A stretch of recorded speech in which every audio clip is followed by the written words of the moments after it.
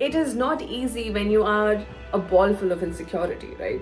It is not easy when you are growing up in this family or a society which has been constantly criticizing you for the way you look, the way you speak, the texture of your hair, the color of your body. When you write down things, you genuinely feel like, why am I even doing this to myself? I have so many people giving me opinions for no reason, and I have myself putting the same thing over and over again, which is not required. But do not let things control you, because one of the advantages of you falling in love with yourself is that you become this very strong person who knows exactly what they want, and you will not take bullshit from people.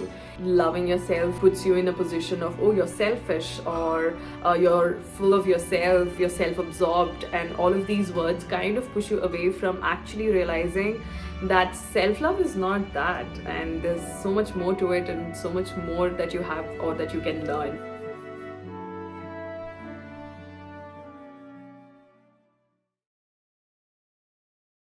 Hello everybody and welcome back to my YouTube channel, and this is a fresh new episode of the Rida point of view, which I'm really enjoying. Anyway, thank you so much if you are someone who constantly wants a new episode and are binge watching it. It means the world to me.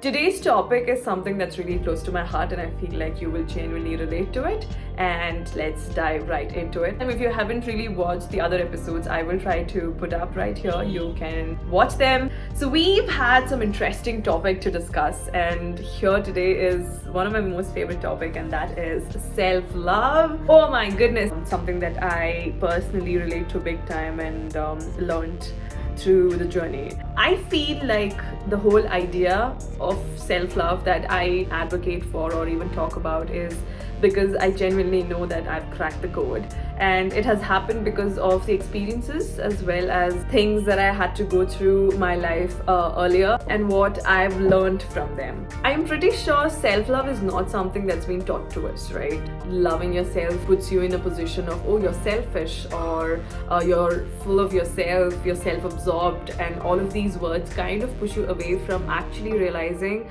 that self-love is not that, and there's so much more to it and so much more that you have or that you can learn. Today we're going to discuss about this. Firstly, what is self-love? If I had this question back in my school, I think I would answer love to oneself is called self-love. One of the things that we experience while growing up is this feeling of affection towards people that you're extremely close with. That could include your siblings, your family, your parents, relatives, as well as eventually there's another feeling that comes forward, maybe your first love, somebody you have a crush on, and there's this mixture of feelings, right? But have you ever felt something like that towards yourself, where you're genuinely loving yourself, the way you look, the way you are, and a lot of more things? I don't think that's actively something that's been told to us, or that's actively something that you discover.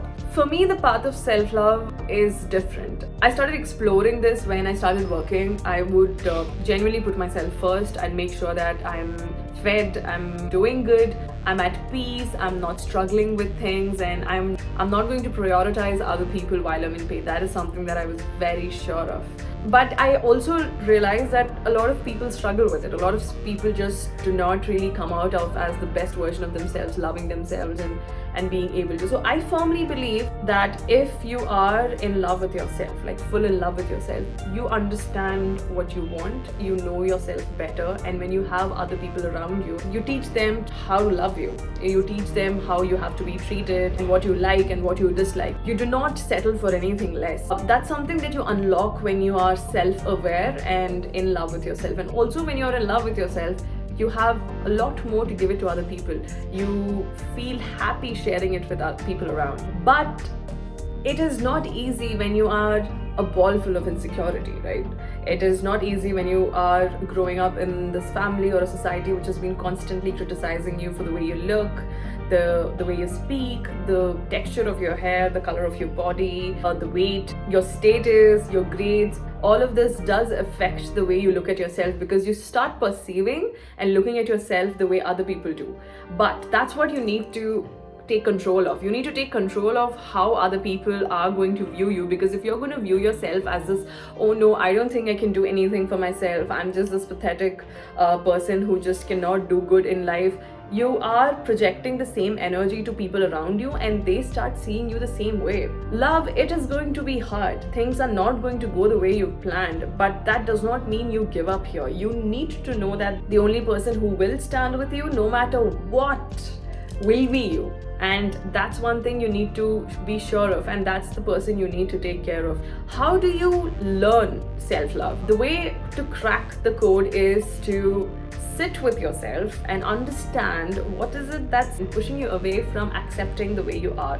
When you write down things, you genuinely feel like, why am I even doing this to myself? I have so many people giving me opinions for no reason, and I have myself putting the same thing over and over again, which is not required. You take control of it and start listing down things that you feel about yourself that's kind of stopping you from exploring yourself. How do you tackle this? I don't like the way I look. Why do I feel this way? Why am I comparing myself to another person? I am here for a reason. Why am I putting myself in this position? Understanding your skills and capabilities, knowing that you're different, you're unique, you are talented and smart in your own ways, and nobody is going to replace you. You can definitely look up to people for inspiration, right? But we do not need another of the same person. We need you. We need your version. We need your energy. We need your thoughts and thinking. And that's what you need to concentrate on. It is not going to be easy to say no, but saying no is also another process of putting yourself first. Understanding that I dislike this and I'm going to say no, even though the other person is going to be uncomfortable about that. You need to understand that putting yourself in an uncomfortable position just because you are feeling that you might hurt another person is not nice. It depends on situation to situation, yes, obviously. But if you feel like this is not affecting another person in any way and you genuinely don't want to be a part of this, you can definitely let them know that no, I am not ready for this. Saying no and taking control of your life is again a part of self-love. Trying out new things, experimenting, and putting yourself at things is a beautiful feeling altogether, and it is definitely immense and crazy. See, there's a difference between being self-absorbed, being selfish, and being in love with yourself. That's self-love. You need to understand where you need to draw the boundary, and if you're not hurting anybody in any way, that is completely fine. But if another person is being affected by your actions, you might want to consider as to what are the changes that you would like to make. Stand up and look at yourself the way you'd like another person to see you as.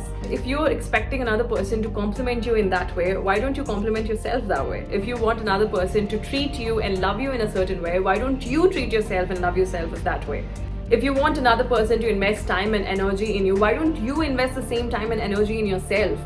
Everything begins with you. The way you see yourself is the way the world is going to see you, and you need to see yourself as amazing, beautiful, strong, talented, smart, and make sure that is the version you're putting out. But yes, you guys, self-love is a journey. You are going to start. There will be times where you'll question and ask, is this the right path I'm walking? Is this what I want? Is this something that I would look for? There will be hardships, there will be hurdles that you would need to stop and question and ask, but you need to understand it's okay. It's a path that once you reach the destination, you're going to be happy. And it's an evolving journey. It is not stagnant once you reach there and it's over. It's this, you keep exploring yourself. You change while you're exploring yourself. You understand this is what I like, this is what I want, and go for it.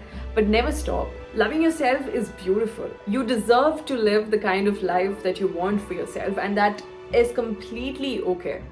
But do not let things control you, because one of the advantages of you falling in love with yourself is that you become this very strong person who knows exactly what they want, and you will not take bullshit from people. In the meantime, you also know how to treat another person because you know how you would like to be treated. I hope this has helped you in some way. I will soon come back with another exciting episode with another exciting topic. Until then, sayonara. This is me, Rida, signing off.